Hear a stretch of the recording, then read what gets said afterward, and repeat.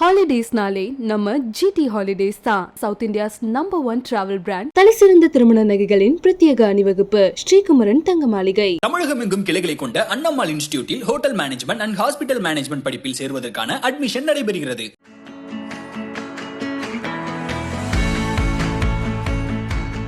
We are trying to make Tumbad 2, Tumbad 3. Oh wow! हाँ तो ये आइडिया मतलब ऐसा नहीं.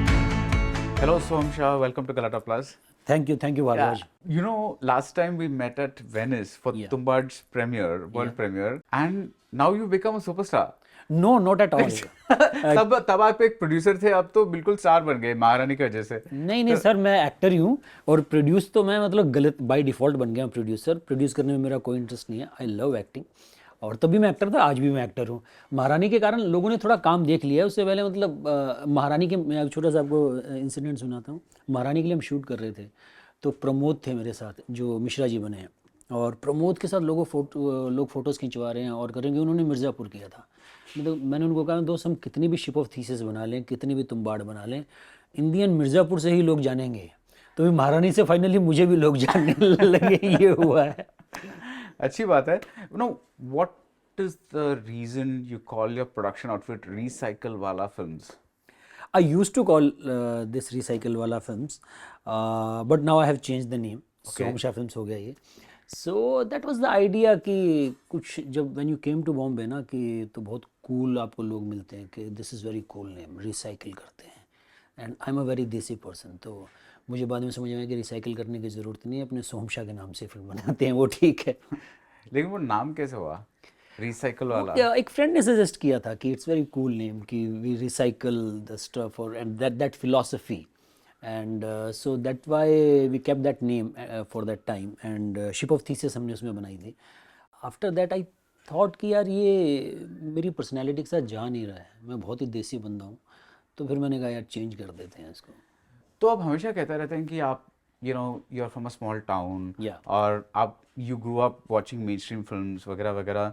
तो वो आपका सेंसिबिलिटी यहाँ कैसे आ गया कि कोई आपको शिप ऑफ थीसिस का स्क्रिप्ट दे रहा है या तुम्बाड़ का स्क्रिप्ट दे रहा है और आपको लग रहा है कि अच्छा मुझे इसको प्रोड्यूस करना ही है? मतलब ये बहुत ही इंटरेस्टिंग क्वेश्चन है. मैं भी इसको फाइंड आउट करने की कोशिश कर रहा हूँ. Like I grow up watching Shahrukh Khan, Salman Khan और मतलब बच्चन साहब की हम मेरी फेवरेट फिल्म है इंस्टेड ऑफ दीवार और जंजीर. मुझे हम बहुत पसंद है. तो वो देख कर मैं पला पड़ा हूँ. पर मुझे लगता है कि destiny plays an important part. हमें लगता है कि there is a free will. According to me मुझे लगता है ऐसा कुछ है नहीं यार, सब डेस्टिनी के कंट्रोल में है. और may be you don't know that कि एक आपके अंदर होगा कि you want to make this kind of films. पर सरफेस पे आपको लगता है कि नहीं, I am a very I have seen mainstream films and मैं ऐसी फिल्में बनाना चाहता हूँ. पर अंदर से कुछ और भी चाह होती है या आप कुछ और भी पसंद करते हो. Like as an audience I don't like action films. मैं कॉमेडी फिल्म्स देखता हूँ. मुझे कैसी भी कॉमेडी फिल्म्स दिखा दो. और मेरे लिए टफ है अंग्रेज़ी कॉमेडी फिल्म देखना. मुझे वो अपनी भाषा में एक रिलीफ लगता है. तो अभी भी मैं एज एन ऑडियंस वो सबसे ज़्यादा इन्जॉय करता हूँ. At the same time I can watch niche films like decision to leave is my favourite film in recent times. It's a great love story according to me. I really like Amor. तो वो मुझे लगता है कि दोनों portion, वो कहते हैं ना राइट एंड लेफ्ट, मुझे लगता है भगवान ने मेरे दोनों ब्रेन चलाए हैं. राइट भी चलता है, थोड़ा सा लेफ्ट भी चलता है. So when Anand Gandhi came to you with the Ship of Thesis script and वो narration हुआ या you know whether you read the script, so what was your first reaction कि like what did you feel? At the time I felt one thing कि मैं बहुत ही innocent आदमी था, बहुत ही नाइव सा आदमी, गांव से आया था सुनाई. और मुझे लगा कि यार ये फिल्म बनानी चाहिए. इस फिल्म को देखकर अगर 2-4 लोगों की भी ज़िंदगी बदल जाए, लाइक इस फिल्म को देखकर लोग इंस्पायर हों कि हमें ऑर्गन्स डोनेट करने चाहिए, अगर किसी को आँख मिल जाए, किसी की लाइफ बदल जाए, वो बहुत अच्छा कॉज है. That's the main idea behind that कि इंटेलेक्चुअल आइडियाज़ कि what is justice, what is beauty, ये बहुत बाद की बात है. पर मेरा कोर आइडिया बहुत ही सिंपल और सरल था. तो ऐसा कोई पिक्चर है जो आपने देखी हो और your life has changed because of that? DDLJ. DDLJ की वजह से आपकी लाइफ बदली? हाँ, पूरी लाइफ चेंज हो गई. मतलब एट दैट टाइम अभी मतलब क्या है कि वी आर इन तो आप यूरोप चले गए? मतलब यूरोप तो उसके बाद में काफ़ी बाद गया, पर यूरोप जाने की जो इंस्पायर हुआ ना मैं कि आपने उसमें किसी ने ऐसे यूरोप देखा नहीं था। लाइक राइट नाउ आप कहो कि व्हाट्सएप, तो ऐसा लगता है व्हाट्सएप के साथ पैदा हुए हैं। एट दैट टाइम हमारे गंगानगर में तो लोग मतलब ज्योतिष होता है ना, उससे एस्ट्रोलॉजर से पूछा करते थे कि पंडित जी विदेश यात्रा का योग है क्या।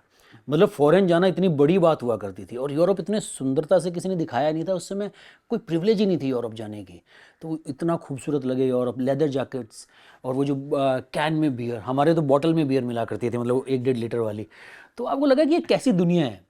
तो उसने पूरा कहाँ ऑर्गन डोनेशन, कहाँ कैन में बियर, ये क्या बोल रहे हैं आप? तो ये देखो, यही तो लाइफ का सरप्राइज है ना। मतलब हमें लगता है कि गॉड्स प्लान एक्चुअली में, तो ये this is God's plan. Nice, so that was your life changing my life changing experience. And DDLJ Hum Aapke हैं कौन, अच्छा वो भी व्हेन आई वॉच हम आपके हैं कौन, मुझे पता नहीं कि भाइयों में प्यार होता है तो हम आपके कौन जैसी फिल्म बनती है, पर मेरी लाइफ में बहुत इम्पैक्ट रहा है कि हम आपके कौन देखने के बाद मेरा मेरे भाई से प्यार बहुत बढ़ गया।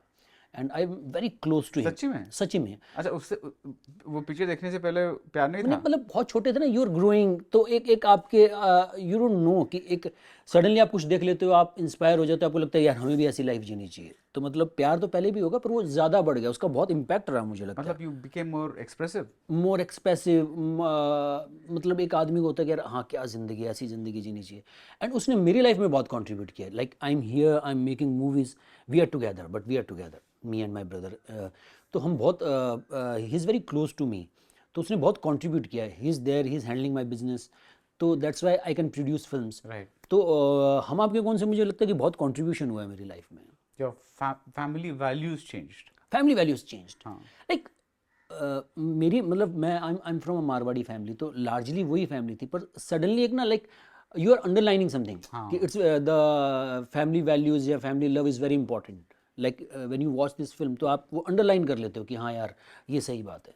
या आपने डीडीएलजे की बात की, तो you came here to become Shahrukh Khan. Yes. And that's something you said in a lot of interviews. लेकिन आप पहली बार जब कैमरा के सामने, when you faced the camera, how was it? Did you feel that the Shahrukh Khan wala job is easy? That job was easy, but becoming a Shahrukh Khan is very tough. ये मैंने But you figure were out कर लिया। comfortable with the camera right from the beginning? Yeah, pretty much. Like for me, अगर आप मुझे कहो कि play करना है, थिएटर करना है, तो इट्स वेरी डिफिकल्ट। पर camera like it's a different medium. Like I am not saying कि film making is easy medium, but in comparison to theatre I think it's a easy medium कि cut है, edit है, you can reshoot, तो it's not that tough. जबकि मेरी कोई formal training नहीं थी, कि ऐसा नहीं था कि मैंने कुछ एनएसडी किया है या कहीं से, कि मतलब मैं तो बैग उठाया और यहाँ आ गया। और आइडिया ये था कि मैं जब आया था तो मैं म्यूज़िक एल्बम बनाने आया था। मैं इतना नाइव था, मुझे लगता था कि मैं एक म्यूज़िक वीडियो बनाऊंगा। हमारे वहाँ पंजाबी म्यूज़िक वीडियोज़ बहुत चलते थे उस समय, और मुझे लगता था उसको देखकर कोई कहेगा कि यार इसमें नेक्स्ट शाहरुख खान है, इसी को ले लो। तो मैं तो इतना नाइव होता था, तो मेरी कोई फॉर्मल ट्रेनिंग नहीं थी, but I was pretty much comfortable with the camera. Okay.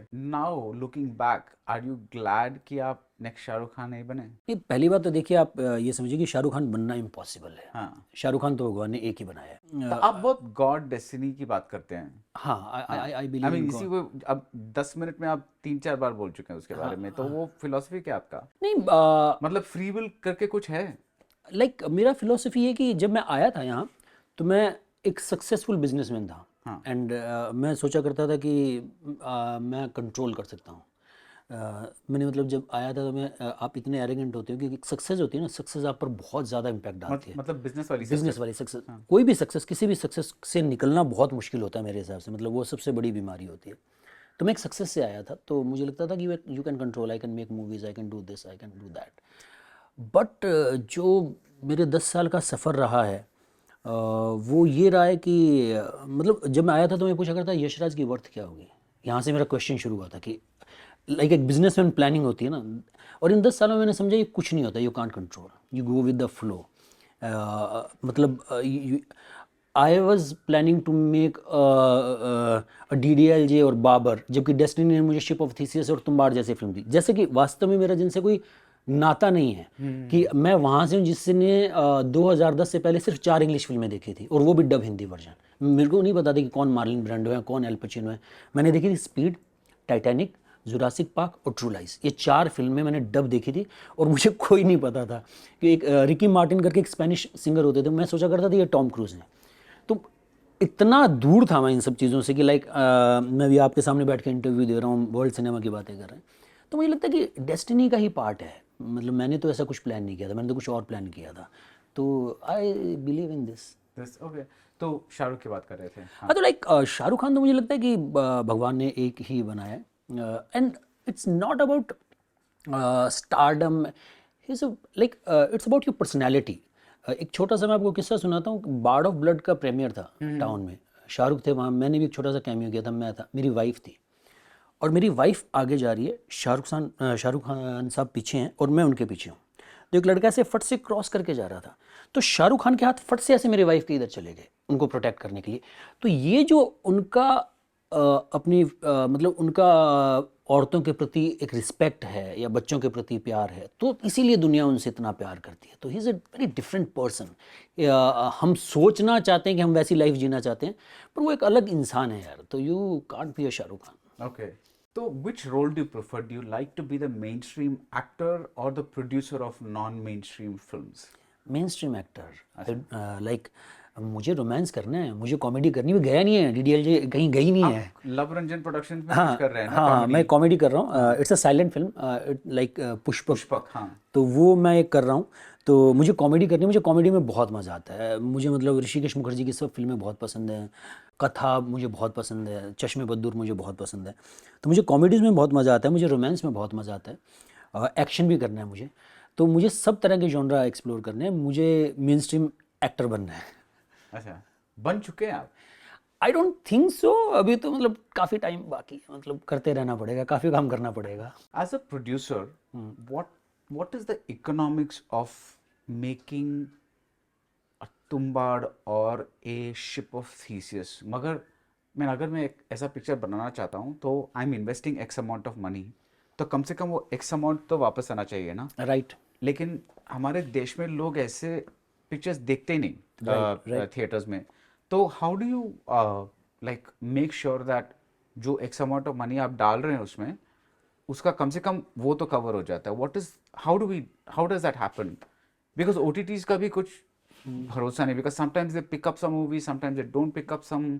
तो how does that economics work? I guess इसका कुछ इकोनॉमिक्स वर्क करता नहीं है फिल्म इंडस्ट्री में कुछ भी। It's about your gut, like जो डिसीजन मैंने लिए, because I used to be a businessman, और एक थोड़ा सी मैडनेस थी कि और जब आप नए आते हो तो आपको रूल्स पता नहीं होते हैं, you want to play only, तो आपको जो अच्छा लगा आपने बनाया। तो वो गट से लिए हुए डिसीजन थे, उनमें कोई या you can say one thing only कि एक लॉन्ग टर्म विजन था उसमें कि I will produce, I lose some money, but in long run I will get, I will be there, I will earn some money और सब कुछ। तो एक वैसा डिसीजन ज़रूर था दिमाग में कि बट इमीडिएट एक फिल्म बनाई उसी के पैसे वापस आ जाएंगे, you will recover your cost, ये मुझे पता था कि इट्स वेरी डिफ़िकल्ट। और आप जब बाहर से आते हो तो आपको बॉक्स ऑफिस या इतना सब मेन स्ट्रीम क्या, गाने क्या, आपको लगता है कि नहीं यार, आप एक नया करेज लेके आते हो इंडस्ट्री में। तो मैंने तो उस करेज के साथ फिल्में बनाई, और ये बड़ी भगवान की कृपा रही कि चल गई हैं फिल्में।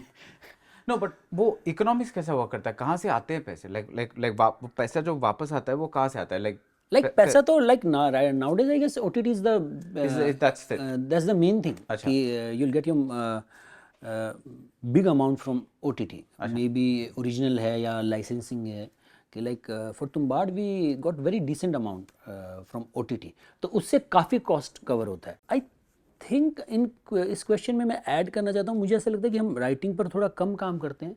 अगर हम राइटिंग पर काम करें तो इट्स नॉट दैट डिफ़िकल्ट। अगर आपकी एक स्क्रिप्ट अच्छी है तो आप OTT से आपका कॉस्ट कवर कर सकते हो, that's not that big problem I guess. Okay, लेकिन वो फेस्टिवल सर्किट जो है उससे कुछ पैसा मिलता है? उससे कुछ भी नहीं मिलता अकॉर्डिंग टू मी, उसमें कुछ नहीं मिलता, आपके पैसे जाते ही हैं, ये मेरा मानना है, मेरा जो पैसा एक्सपीरियंस जाता ही है कि यू गोइंग 5-6 लोग जा रहे हो आप, होटल और वो सब कवर नहीं होता।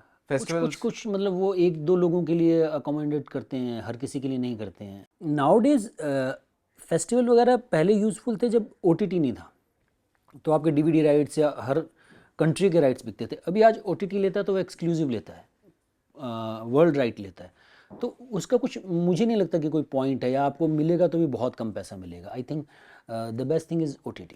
Okay, that's an interesting perspective कि फेस्टिवल की वजह से, आई मीन ओटीटी की वजह से festivals have become less important because now when OTTs take up films They'll take worldwide. Worldwide, या या तो इफ अगर आप कहीं बेच दोगे तो उनके लिए प्रॉब्लम है.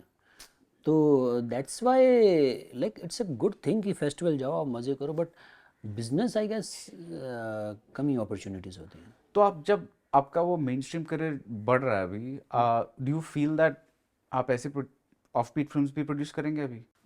मतलब जहाँ लाइफ ले जाएगी ना सर वहाँ चले कुछ जाएंगे. प्लान नहीं है? कोई प्लान नहीं है. गो विद द फ्लो. अगर आप मुझसे ये क्वेश्चन बाई चांस पूछ लोगे 5 साल बाद अपने आप को कहीं देखना चाहते हो, तो कहीं नहीं देखना चाहते. अच्छा, यू आर नॉट सेइंग कि like I am gonna act in this and उससे जो पैसे मिल रहे हैं उसमें से इतना % मैं ऑफबीट फिल्म्स में डालूंगा, नहीं, ऐसा कोई प्लान नहीं है. फिल्म अच्छी लगेगी तो बना लेंगे. फिल्म दिल को छूनी चाहिए. शिप ऑफ थीसिस अच्छी लगी, तुम्बाड़ अच्छी लगी. अभी एक फिल्म मैंने और बनाई है क्रेजी करके जो पोस्ट में है, वो मुझे बहुत अच्छी लगी. तो वो अभी एक और फिल्म बना रहा हूँ जो पीरियड फिल्म है. तो जो दिल को अच्छा लगता है बना लेते हैं. अच्छा, वो जो दिल को अच्छा लगता है बना लेते हैं, उसमें आप प्रॉफिट लॉस नहीं देखते? प्रॉफिट लॉस मैं किसी में नहीं देखता था. अभी थोड़ा सा मैं मतलब यहाँ के रंग ढंग से वाकिफ़ हो गया हूँ कि बॉक्स ऑफिस देखने लगा हूँ, सब चीज़ें देखने लगा हूँ. And I don't like this. मैं उसे ऑनलाइन करना चाहता हूँ. लार्जली मेरा ये है कि अगर आप अपना काम ऑनेस्टी से करो तो एक टाइम पर you will cover everything. Right. एक long term vision you can say that. Right. तो डिड यू एक्सपेक्ट महारानी will make you such a big like name? या यू आपको पहले से लगा? मुझे बहुत लगा था क्योंकि लाइक मुझे महारानी के लिए भी लगा था, तुम्बाड़ के लिए भी लगा था कि तुम्बाड़ भी लोगों तक पहुंचेगी. और महारानी के लिए तो बहुत ही मासी मटेरियल था. लाइक पॉलिटिक्स इंडिया में मतलब क्या वही क्रिकेट, बहुत घिसी पिटी लाइन है पर वही क्रिकेट फिल्म्स और पॉलिटिक्स तो हर कोई वाकिफ़ है पॉलिटिक्स से. और स्पेशली सेकंड सीज़न तो जब उन्होंने मुझे सुनाया था मुझे बहुत ज़्यादा अच्छा लगा था. इतने ट्विस्ट एंड टर्न्स थे सेकंड सीज़न में. बहुत वेल रिटन शो है महारानी. तो मुझे लगा था कि कहीं ना कहीं पहुंचेगा. एटलीस्ट मेरे जहाँ से मैं हूँ उन लोगों ने ना शिप ऑफ थीसिस देखी है ना तुम्बाड़ देखी है और उनको कोई इंटरेस्ट नहीं है. महारानी से पहली बार उनको लगा कि हाँ इसने फिल्मों में जाके कुछ किया है. नहीं तो उनको लगता था कि ऐसी टाइम वेस्ट कर रहा है. You are not a trained actor, आप बता चुके हैं. तो I want to name a few directors and आप, आई वांट यू टू से कि इनसे आपने क्या सीखा है in terms of acting. And let's begin with Anand Gandhi and ship of thesis. He is a very good director. मतलब आनंद गांधी के साथ आप ये कह सकते हैं कि मेरे करियर की शुरुआत हुई थी. तो उसने मुझे सबसे ज़्यादा ये सिखाया कि क्या नहीं करना है. अच्छा. तो वो लेसन जो आनंद गांधी से मैंने सीखा कि क्या नहीं करना है, कि जितना हो सके रियल रहना है. तो जो भी उनकी लैंग्वेज थी मुझे लगता है बहुत कंटेम्प्रेरी थी, तो वो मैंने अडॉप्ट की. तो उनसे मैंने ये सीखा है. Can you give an example क्या नहीं करना है? क्या नहीं करना. That's like he is a kind of director. He doesn't like थोड़ा सा भी ओवरबोर्ड चले जाओ. तो is very subtle, very natural. उसका स्टाइल ऑफ डायरेक्शन ऐसा है कि एक्टर्स एकदम रियल लगने चाहिए. जो शिप ऑफ थीसिस वैसी फिल्म भी थी. और लार्जली भी उसका स्टाइल वैसा ही है कि बहुत ही रियल लगना चाहिए. तो वो मैंने उससे सीखा कि थोड़ा सा मतलब एक सीन में आपकी टोन ऊपर चली गई. तो वो मुझे याद है हम एक सीन की प्रैक्टिस कर रहे थे तो उसने कहा भाई विजय दीनानाथ चौहान नहीं बनना है.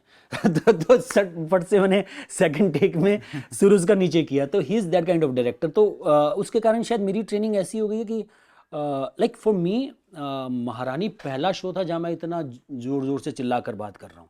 अदरवाइज़ अगर आप देखेंगे तो मेरी थोड़ी सी दबी हुई आवाज़ होती है. कि तलवार में मुझे याद है कि साउंड वाले मेरे पास आए कि इस इंडस्ट्री में इरफान साहब सबसे धीरे बोलते हैं, कि आपकी आवाज़ उनसे भी धीरे, प्लीज़ आप थोड़ा सा तेज़ बोल पाएंगे क्या. और मेरे लिए बहुत डिफिकल्ट होता है कि एज एन एक्टर कि आपका कैरेक्टर का आप एक टोन सेट कर लेते हो तो आपको ऊपर जाने में बहुत मुश्किल होती है. तो महारानी पहला शो था जहाँ मेरा थोड़ा गला खुला है. नहीं तो मेरी वही ट्रेनिंग अभी तक चल रही है कि थोड़ा सटल थोड़ा सटल. तो मेघना गुलजार तलवार, मेघना गुलजार के साथ काम करके मुझे बहुत मज़ा आया. उनके साथ मैंने क्या सीखा, मतलब बहुत ही आई गेस एक तो उसमें इरफान साहब भी थे तो मतलब वैसे भी सीखने के लिए बहुत कुछ था.